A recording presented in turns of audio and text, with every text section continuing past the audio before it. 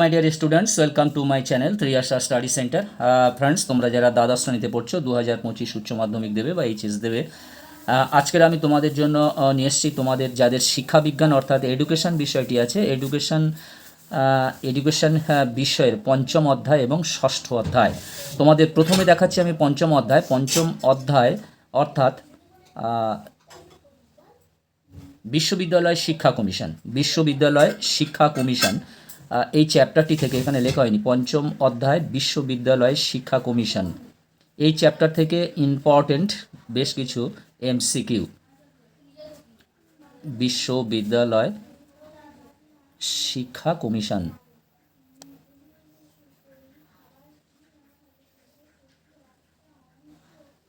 এরপরে তোমাদের ষষ্ঠ অধ্যায় যাব। প্রথমে আমি পঞ্চম অধ্যায়ের ইম্পর্টেন্ট এমসিকিউগুলো আমি তোমাদের ঠিক করে দিচ্ছি, যেটি রায় মার্টিন এবং অন্যান্য যে রেফারেন্স বই আছে, এডুকেশনের রেফারেন্স বই আছে, তার থেকে দু তিনটে বই থেকে কালেক্ট করে নেওয়া হয়েছে, যেগুলো তোমাদের 2025 সালের জন্য আসতে পারে কেন, আসবেই।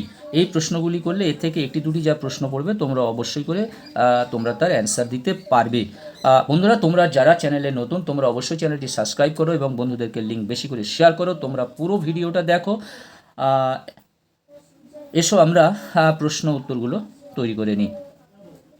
একের দাগের দেখো, বিশ্ববিদ্যালয় শিক্ষা কমিশনের সম্পাদক ছিলেন Radhakrishnan, doctor Zakir Hossain, doctor Tarachand, doctor NK. সিদ্ধান্ত। অ্যান্সার হবে ডক্টর এন.কে. সিদ্ধান্ত। বিশ্ববিদ্যালয় শিক্ষা কমিশনের সম্পাদক ছিলেন ডক্টর এন.কে. সিদ্ধান্ত। কোন বিদেশি শিক্ষাবিদ বিশ্ববিদ্যালয় শিক্ষা কমিশনের সদস্য ছিলেন? Doctor JM. ডাফ। ইউজিসি এর পুরো রূপ কি? University grants commission. এনসিআরএইচই অর্থাৎ national council of rural hire education প্রতিষ্ঠিত হয় 1956 সালে। গ্রামীণ বিশ্ববিদ্যালয় প্রতিষ্ঠার কথা যে শিক্ষা কমিশনে বলা হয়েছে তা হলো রাধাকৃষ্ণন কমিশন। ভারতের সামগ্রিক শিক্ষা ব্যবস্থার পর্যালোচনার জন্য সরকার যে কমিশন নিয়োগ করে তার সভাপতি ছিলেন ডক্টর কোঠারি। সাথে দাগের প্রশ্ন, কোন শিক্ষা কমিশন ইউজিসি গঠনের প্রস্তাব দেয়? রাধাকৃষ্ণন কমিশনের প্রতিবেদনের পৃষ্ঠা সংখ্যা ছিল 747। রাধাকৃষ্ণন কমিশন বিশ্ববিদ্যালয়গুলিতে কাজের দিন হিসাবে কতদিন ধার্য করেছে? 243 দিন। 10 দাগের প্রশ্ন, বিশ্ববিদ্যালয় শিক্ষা কমিশনের রুরাল ইউনিভার্সিটি এর পরিকল্পনার পিছনে যে প্রতিষ্ঠানের আদর্শ কাজ করেছিল তা হলো ডেনমার্কের জনতা কলেজ। বিশ্ববিদ্যালয় শিক্ষা কমিশনের প্রতিবেদনে গ্রামীণ শিক্ষা ব্যবস্থার বিশ্ববিদ্যালয় স্নাতকোত্তর শিক্ষার জন্য কত সময়কালের সুপারিশ করা হয়েছে? 2 বছর। স্বাধীন ভারতের প্রথম শিক্ষা কমিশনের সদস্য ছিলেন না ডক্টর টি স্মিথ। অর্থাৎ স্বাধীন ভারতের প্রথম শিক্ষা কমিশন, যেটা রাধাকৃষ্ণন কমিশন বা বিদ্যালয় শিক্ষা কমিশন, এই শিক্ষা কমিশনের ডক্টর টি স্মিথ ইনি সদস্য ছিলেন না। নামটি মনে রাখবে। 13 দাগের প্রশ্ন, রাধাকৃষ্ণন কমিশনে ভারতীয় সদস্য ছিলেন 7 জন।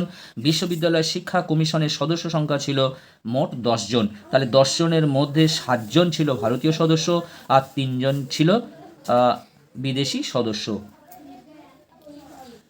এরপর দেখতে পাচ্ছ 15 দাগের প্রশ্ন, বিশ্ববিদ্যালয় মঞ্জুরি কমিশন অর্থাৎ ইউজিসি অর্থাৎ ইউনিভার্সিটি গ্রান্টস কমিশন গঠিত হয় 1956 সালে। 16 দাগের প্রশ্ন, কলেজ বিশ্ববিদ্যালয়গুলিকে আর্থিক সাহায্য প্রদান করে ইউজিসি। ষষ্ঠ অধ্যায়, এটি ছিল আমাদের পঞ্চম অধ্যায়ে মাত্র 16টি প্রশ্ন ছিল। এবার আমাদের ষষ্ঠ অধ্যায় মাধ্যমিক শিক্ষা কমিশন 1952-53, অর্থাৎ মাধ্যমিক শিক্ষা কমিশন গঠিত হয়েছিল 1952 থেকে 53 সালে। 1 দাগের প্রশ্ন, মাধ্যমিক শিক্ষা কমিশনের অপর নাম কি? মুদালিয়ার কমিশন অর্থাৎ মুদালিয়ার শিক্ষা কমিশন। মাধ্যমিক শিক্ষা কমিশনের সভাপতি ছিলেন এ লক্ষণস্বামী মুদালিয়ার। 3 দাগের প্রশ্ন, মুদালিয়ার কমিশনে কতজন ভারতীয় সদস্য ছিলেন? 7 জন এবং মুদালিয়ার কমিশনে বিদেশি সদস্য সংখ্যা ছিল 2 জন। মুদালিয়ার কমিশনের প্রতিবেদনের পৃষ্ঠা সংখ্যা ছিল 311টি। মুদালিয়ার কমিশনের মতে মধ্যশিক্ষা পর্ষদের সভাপতি হলেন রাজ্যের শিক্ষা আধিকারিক।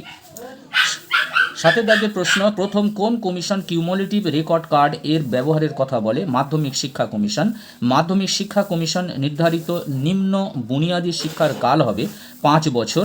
মুদালিয়ার কমিশনের সুপারিশ অনুসারে উচ্চ মাধ্যমিক শিক্ষার সময়কাল হবে 3 বছর। তাহলে নিম্ন বুনিয়াদী শিক্ষার সময়কাল হবে 5 বছর আর উচ্চ মাধ্যমিক শিক্ষার সময়কাল হবে 3 বছর।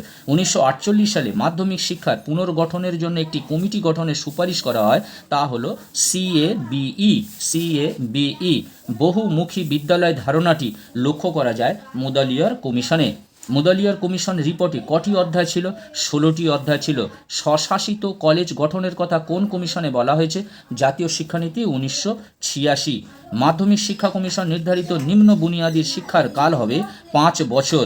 মুদালিয়ার কমিশনের প্রস্তাব অনুযায়ী কোন শ্রেণী থেকে ছাত্রছাত্রীরা পছন্দ মতো পাঠ্য প্রবাহ নির্বাচনে সক্ষম ছিল?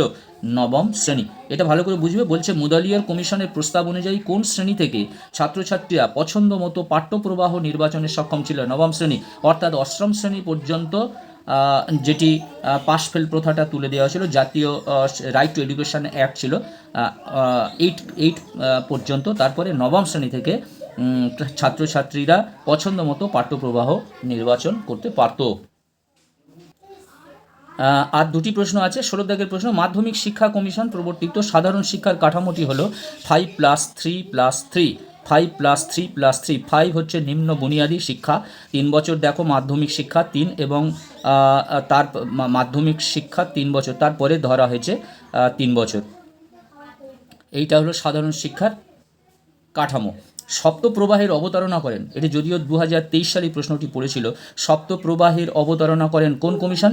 মুদালিয়ার কমিশনে। বা মুদালিয়ার সপ্তপ্রবাহ ধারণাটি কোন কমিশনে দেখা যায়?